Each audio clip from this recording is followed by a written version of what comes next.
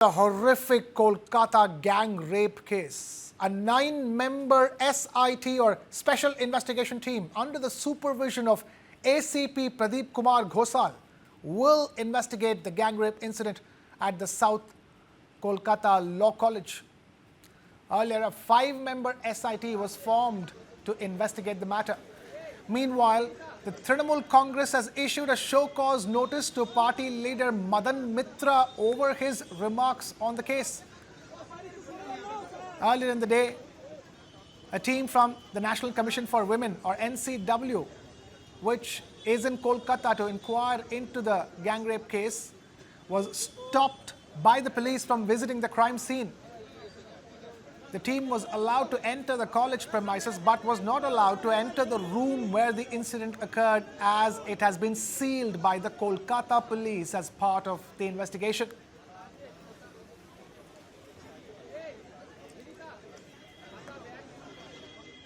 ये हमें ना विक्टिम से मिलने दे रहा, ना हमें क्राइम सीन दिखाया, ना कोई फोटोग्राफ लेने दिया। पुलिस का कोऑपरेशन में लिमिटेशन है। वो नहीं चाहते कि हम विक्टिम से बात करें, उसके परिवार से बात करें, उसके पास खड़ी रहे। पुलिस बोल रहा है कि वो कहाँ है हमें पता नहीं है। Imagine the DC, Deputy Commissioner, who is the nodal officer of the case, she doesn't know वो कहाँ है। पुलिस ने कल कमीशन के चिट्ठी मिलने के बाद फटाफट 164 करवा लिया। फटाफट उनका मेडिकल लीगल जो कंप्लीट नहीं था वो हुआ। उसके बाद उनका क्राइम सीन में लाके एग्जामिनेशन हुआ। सारे काम कर लिया एक के दिन में, और उसके बाद उनको पता नहीं है कि वो कहाँ है। So funny. Even a small child will laugh at this. Meanwhile, TMC MP Kalyan Banerjee has once again made an explosive remark against the Trinamool Chhatra Parishad leaders accused in this case. While speaking at a party program, Kalyan Banerjee said that the culprits should be hanged. He said there is a law, so they should be hanged. Otherwise, they should be tied to a lamp post and shot.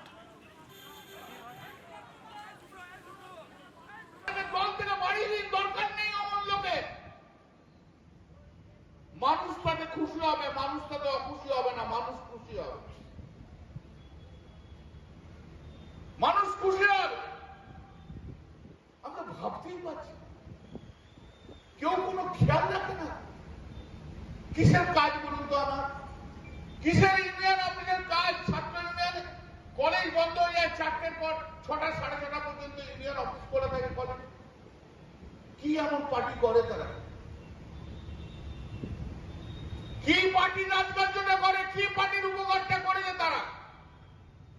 যে college বন্ধ হয়ে গেছে 4টের সময় 6টা 6:30 পর্যন্ত তারা union অফিসে থাকে।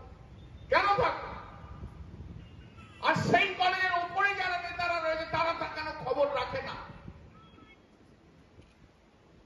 তার উপরের নেতারা কি করে? তারা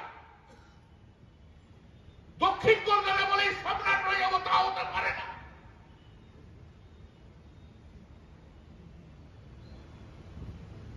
কি করে তারা?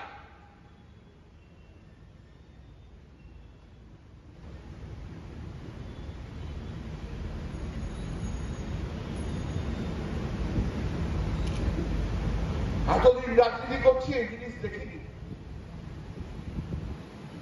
এই দু একটা ছেলে আমাদের বদনাম তৈরি করে দিচ্ছে। এদের ফাঁসি দেওয়া হচ্ছে। আইন আছে তাই জন্য ফাঁসি হবে। আইনটা যদি না থাকতো না, এদেরকে এই ল্যাম্প পোস্টে বেঁধে গুলি করে মেরে দেওয়া হচ্ছে।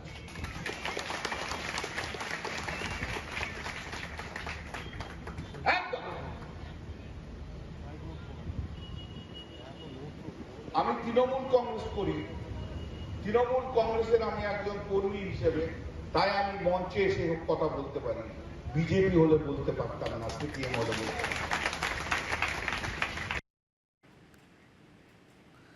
Meanwhile, the differences between Kalyan Banerjee and Mahua Moitra too has come out in the open. Launching a personal attack on Mahua Moitra, Kalyan Banerjee said that she has returned from her honeymoon and launched an attack on him. He also accused her of breaking a family, referring to her wedding with former BJD MP Pinaki Mishra last month. ও বলেছে আমি নারী বিদ্বেষী, তাই তো টুইটটা। মহামিত্র, আমার প্রথম প্রশ্ন হচ্ছে উনি 1.5 মাসের হনিমুন করে কি এসে ফিরেছেন ভারতবর্ষে? আর ভারতবর্ষে ফিরে এসেই কি পিছনে লাগা আরম্ভ করে দিয়েছেন? নারী বিদ্বেষী আমি নই, আমি নারীদের জন্য সবচেয়ে বেশি কথা বলি। আর মহুয়া মৈত্র এতটাই নারী বিদ্বেষী যে কৃষ্ণনগর পার্লামেন্টে কোনো মহিলা কর্মী ভালো নেত্রী যারা তাদেরকে উঠতে দেয় না। আপনি আমাকে নারী বিদ্বেষী বলছেন? 40 বছরের বিয়ে ভাঙিয়ে সেই বউকে রেখে দিয়ে তারপর আপনি এসে আরেকটা বিয়ে করলেন। তা কোন নারীর বুকে আপনি আঘাত মারলেন নিজের স্বার্থের জন্য? আর আমি নারী বিদ্বেষী? আমি জানি আপনাকে কিছু মহিলা সাপোর্ট করবে, আর সেই সমস্ত মহিলাদের ক্ষেত্রে যদি একই ঘটনা ঘটে 30 বছর বিয়ের করার পর তার স্বামীরা যদি ছেড়ে চলে যায়, তখন তারা কি বলবে? আমি নারী বিদ্বেষী আর আপনি কি? ভাবতে পারেন 40 বছর বিয়ে হয়ে গেছে, ডিভোর্স করিয়ে সেই মহিলা কোথায় যাবে বলুন তো আমাকে? তার ছেলে পুলে আছে। She is a greedy lady. Kalyan Banerjee's attack comes in response to Mahua Moitro slamming her party, the Trinamool Congress, for not condemning its own leaders over loose talk. The showdown also comes months after a public spat between the Trinamool MPs in Delhi.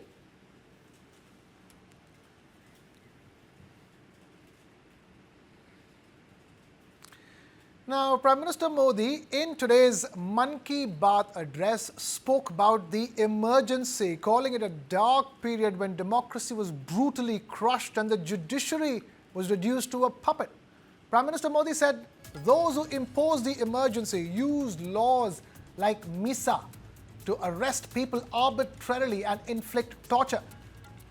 The Prime Minister highlighted that Indians refused to compromise on democracy, and leaders like Babu Jagjeevan Ram, the people's spirit, they ultimately triumphed and eventually the emergency was lifted. आप कल्पना कर सकते हैं वो दौर कैसा था। Emergency लगाने वालों ने ना सिर्फ हमारे संविधान की हत्या की, बल्कि उनका इरादा न्यायपालिका को भी अपना गुलाम बनाए रखने का था। इस दौरान लोगों को बड़े पैमाने पर प्रताड़ित किया गया था। इसके ऐसे अनेक उदाहरण हैं जिन्हें कभी भी भुलाया नहीं जा सकता। जॉर्ज फर्नांडिस साहब को जंजीरों में बांधा गया था। अनेक लोगों को कठोर यातनाएं दी गई। मिसा के तहत किसी को भी ऐसे ही गिरफ्तार कर लिया जाता था। स्टूडेंट्स को भी परेशान किया गया। अभिव्यक्ति की आजादी का भी गला घोंट दिया गया। साथियों, उस दौर में जो हजारों लोग गिरफ्तार किए गए, उन पर ऐसे ही अमानवीय अत्याचार हुए। लेकिन ये भारत की जनता का सामर्थ्य है कि वो झुकी नहीं, टूटी नहीं और लोकतंत्र के साथ कोई समझौता उसने स्वीकार नहीं किया। आखिरकार जनता जनार्दन की जीत हुई। आपातकाल हटा लिया गया और आपातकाल थोपने वाले हार गए। बाबू जगजीवन राम जी ने इस बारे में बहुत ही सशक्त तरीके से अपनी बातें रखी थी। Now, as part of that Mann Ki Baat address, Prime Minister Modi also spoke about Group Captain Shubhanshu Shukla, who is currently aboard the International Space Station, the first Indian to do so. Prime Minister Modi highlighted India's historic achievement as 39-year-old Shukla, the mission's pilot of Axiom 4, continues his extended stay in space. He is only the second Indian in space, following Rakesh Sharma's pioneering journey back in the year 1984. मेरे प्यारे साथियों, इस समय सबकी निगाहें international space centre पर भी है। भारत ने एक नया इतिहास रचा है। मेरी कल ग्रुप कैप्टन शुभांशु शुक्ला से बात भी हुई है। आपने भी शुभांशु से मेरी बातचीत को जरूर सुना होगा। अभी शुभांशु को कुछ और दिन इंटरनेशनल स्पेस सेंटर रहना है। Minister of State for Civil Aviation, Muralidhar Mohol, has said that the Aircraft Accident Investigation Bureau is investigating all possible angles, including sabotage, in its probe into the June 12th Air India plane crash in Ahmedabad, which killed 274 people. The minister also added that the black box of the crashed Air India flight, which has been recovered, is currently in the custody of the IAEA and will remain within the country for a complete analysis. He said that the Bureau had started a full probe into various angles into the tragic incident. The minister said that the crash was a quote-unquote rare case and that it has never happened that both engines have shut down together. His comments came amidst claims by veteran pilots and aviation experts suggesting that a dual engine failure may have caused the plane to go down and burst into flames. He added that once the report is out, it will be possible to establish whether it was an engine problem or a fuel supply issue or why both the engines had stopped functioning.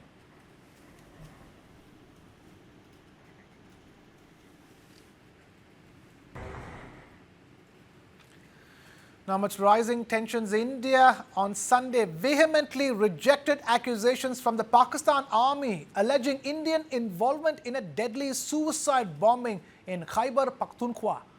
Now, the Ministry of External Affairs issued a statement unequivocally dismissing Pakistan's claims as contemptible.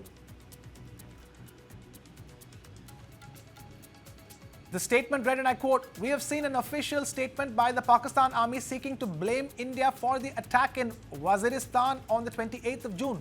We reject this statement with the contempt it deserves." Unquote. The June 28th attack, which resulted in the deaths of at least 16 Pakistani soldiers and injuries to 24 others, including civilians, was claimed by the Hafiz Gul Bahadur group, a faction of the Tehreek-e-Taliban Pakistan. The suicide bomber targeted a military convoy with an explosive-laden vehicle. The impact was severe enough to cause the collapse of 2 house roofs, injuring 6 children. The volatile Khyber Pakhtunkhwa province bordering Afghanistan has witnessed a surge in violent attacks recently. In mid-March this year, the Tehreek-e-Taliban of Pakistan, or TTP, launched a spring campaign promising a wave of ambushes, targeted killings, suicide bombings and other attacks. Since then, the TTP has claimed responsibility for roughly 100 attacks in the province alone.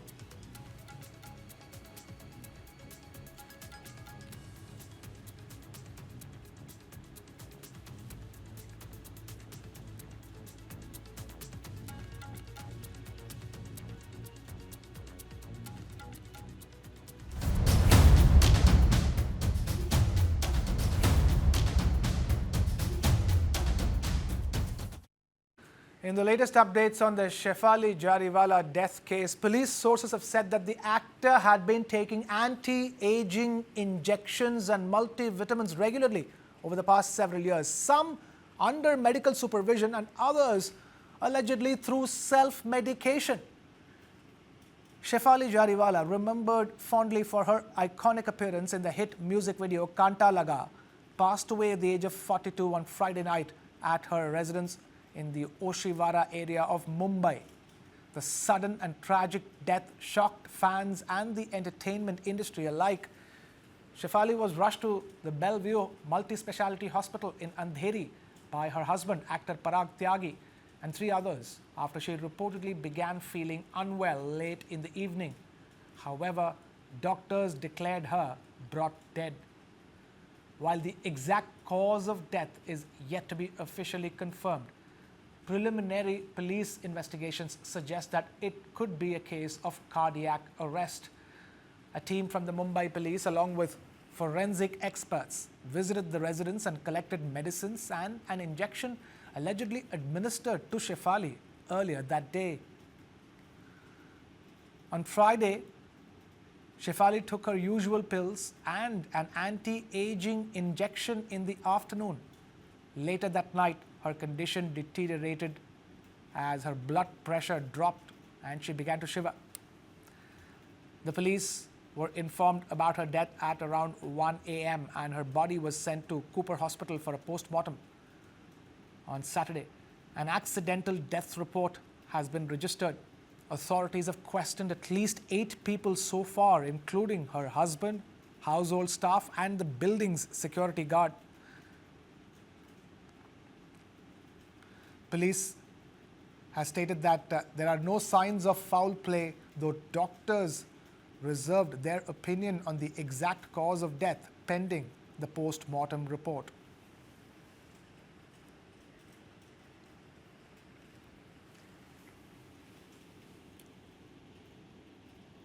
Film अभिनेत्री शेफाली जरीवाला के मौत के जांच को लेकर Amboli police की 2 टीमें अभी भी अलग अलग दिशाओं में गई हैं और ये जांच इस एंगल पर चल रही है कि क्या शेफाली जरीवाला ने जो मेडिसिन ली थी, जो वो जितनी भी दवाइयाँ ले रही थी, क्या वो मेडिकल प्रिस्क्रिप्शन से ले रही थी, किसी डॉक्टर के कहने से ले रही थी, या फिर वो सेल्फ मेडिकेशन का मामला था, सेल्फ मेडिकेशन के ज़रिए वो अलग अलग दवाइयाँ ले रही थी। जो जानकारी अंबोली पुलिस के ज़रिए TV9 भारतवर्ष को मिली है, शेफाली जरीवाला के पास vitamin B, vitamin C, anti aging की ग्लूथोमाइन 1 मेडिसिन और इसके अलावा बड़ी संख्या में जो गैस की दवाइयाँ होती हैं, अपचन की दवाइयाँ होती हैं, वो मिली हैं पुलिस को ये भी जो शेफाली जरीवाला के घर के फ्रिज में, टेबल में और उनके ड्रॉर में बहुत सारी दवाइयाँ मिली हैं। तकरीबन 40 से ज़्यादा दवाइयाँ जो है वो मिली हैं, जिसमें स्किन वाइटनिंग की दवाइयाँ हैं, जो हैवी डोजेस स्किन वाइटनिंग की दवाइयाँ होती हैं वो है, आँखों को साफ रखने की जो दवाइयाँ होती हैं वो है, बालों की सुंदरता की जो दवाइयाँ होती हैं वो हैं, इसके अलावा एंटी एजिंग और मल्टीविटामिन्स की दवाइयाँ हैं। और ये भी जानकारी मिली है कि शेफाली जरीवाला धार्मिक प्रवृत्ति की थी। उन्होंने कल अपने घर में सत्यनारायण की पूजा की थी। सत्यनारायण की पूजा के पहले उन्होंने व्रत रखा हुआ था। ये पूजा तकरीबन 1:30 से 2 बजे के बीच ख़त्म हुई। उसके बाद शेफाली जरीवाला को भूख लगी तो उन्होंने अपने फ्रिज में जो खाना रखा हुआ था, जो चाइनीज़ फ्राइड राइस रखा हुआ था, वो खाया। लेकिन ये जो चाइनीज़ फ्राइड राइस है वो काफ़ी घंटे पहले ऑर्डर देकर मंगाया गया था, जिसकी बचा हुआ जो चाइनीज़ फ्राइड राइस है वो उन्होंने फ्रिज में रखा हुआ था और वही चाइनीज़ फ्राइड राइस उन्होंने गर्म करके खा लिया और उसके बाद वो अपने बिस्तर पर चली गई, जिसके बाद उनकी बीपी लो हो गई, उन्हें चक्कर आने लगे, उनको पसीना आने लगा, ठंडा हो गया उनका बदन। और इसके बाद जो उनके घर के बाकी सदस्य थे, जो सत्यनारायण की पूजा में आए थे, जो उनके पति हैं, उनके पति के परिवार वाले हैं, शेफाली के बहन और उनके परिवार वाले हैं, वो सभी उनको तुरंत नज़दीक के एक अस्पताल में ले गए।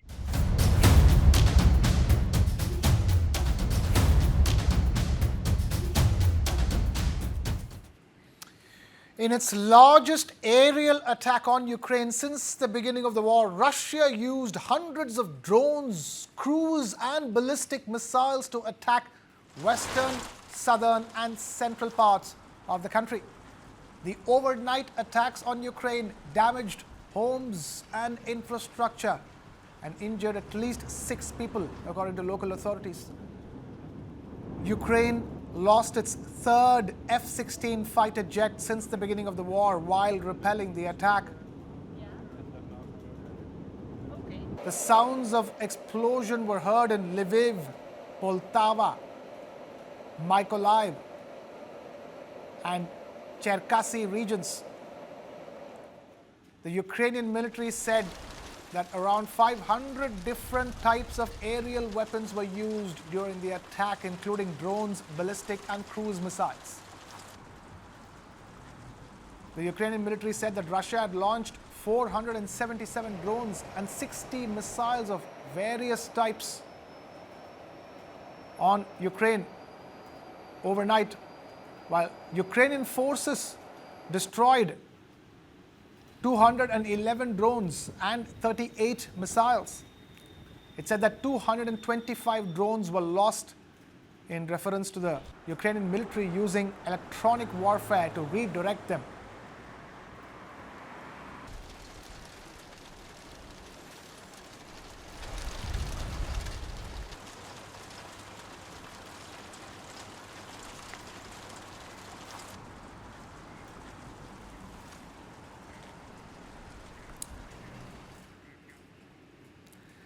The United Nations' nuclear watchdog, the International Atomic Energy Agency or IAEA, has warned Iran would likely be able to resume producing enriched uranium within months, despite the damage to several nuclear facilities from US and Israeli attacks. IAEA's chief, Rafael Grossi, has noted that despite the damage from the attacks, the Islamist Republic's nuclear infrastructure is still standing and it can revert to their previous capabilities in a matter of months.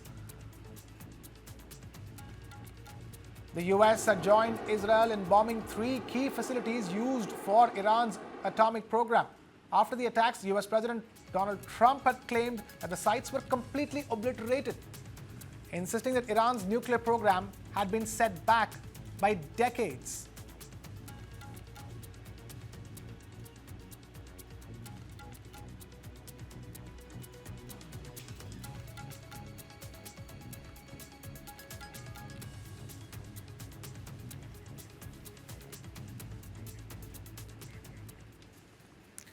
Thousands of Iranians gathered in Tehran for a funeral procession for military commanders and nuclear scientists killed in Israeli strikes during the conflict earlier this month.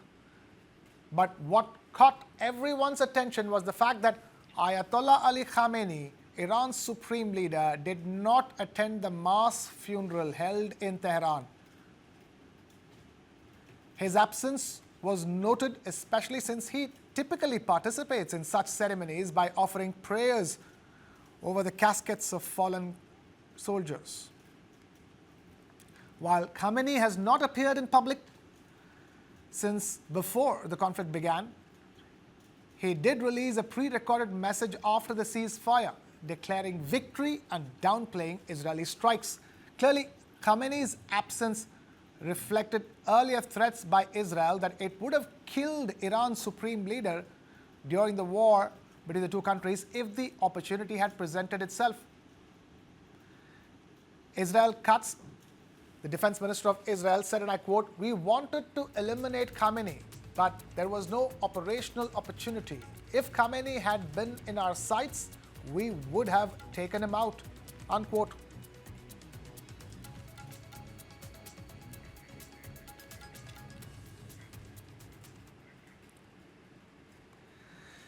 The US Senate has approved Donald Trump's spending and tax bill, known popularly as the Great Big Beautiful Bill.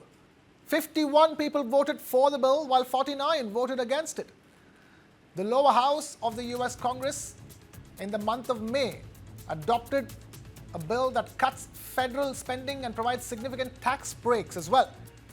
Elon Musk previously called the bill an abomination because he believed that the project will lead to unsustainable debt for Americans.